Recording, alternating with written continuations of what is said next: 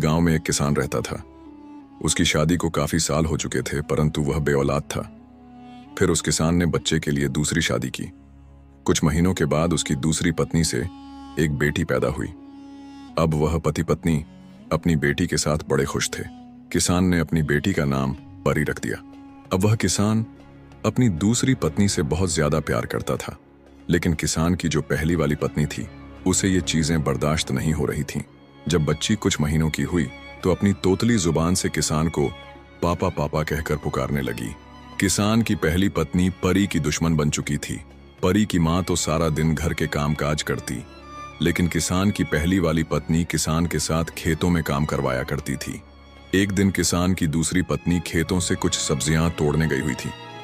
किसान की पहली पत्नी ने इसी बात का फायदा उठाया और परी को अपनी गोद में उठाकर जंगल में ले आई।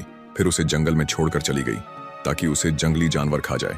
अब वह मासूम बच्ची झाड़ियों में इधर उधर फिरने लगी। रात होने लगी और बच्ची रोते रोते माँ की याद में वहीं सो गई। सुबह जब हुई तो बच्ची भूख से बिलखती हुई आगे एक पेड़ के नीचे जा बैठी। उसी पेड़ पर एक बंदरिया अपने बच्चों के साथ थी।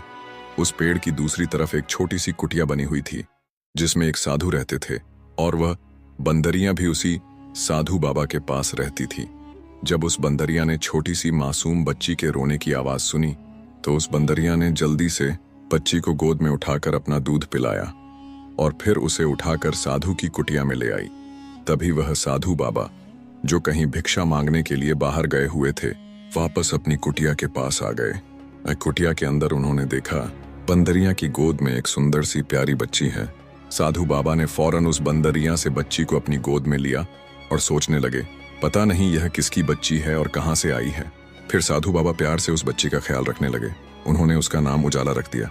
अब वो बच्ची कुटिया से बाहर निकलकर हर रोज उस बंदरिया के बच्चों के साथ खेलती और वो बंदरिया सुबह शाम उस इंसानी बच्चे की बड़े प्यार से देखभाल करती थी। समय बीतता गया। देखते ही देखते वह बच्ची 6 साल की हो गई तो वो साधु बाबा को बाबा बाबा कहकर पुकारने लगी और उस बंदरिया को ही अपनी माँ समझने लगी। बाबा जब भगवान भोलेनाथ की पूजा पाठ करते तो वो बच्ची भी उनके पास बैठकर भगवान भोलेनाथ की पूजा पाठ करने लगती। जब बाबा मंत्र पढ़ते तो वो बच्ची भी मंत्रों को पढ़ती। बाबा ने उस बच्ची को बहुत अच्छे संस्कार दिए थे। अब उजाला 16 साल की हो चुकी थी।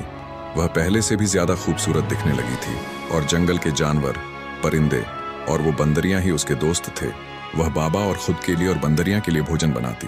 एक दिन साधु बाबा उजाला से कहने लगे, बेटी, मुझे दूसरे शहर में भिक्षा मांगने के लिए जाना पड़ेगा।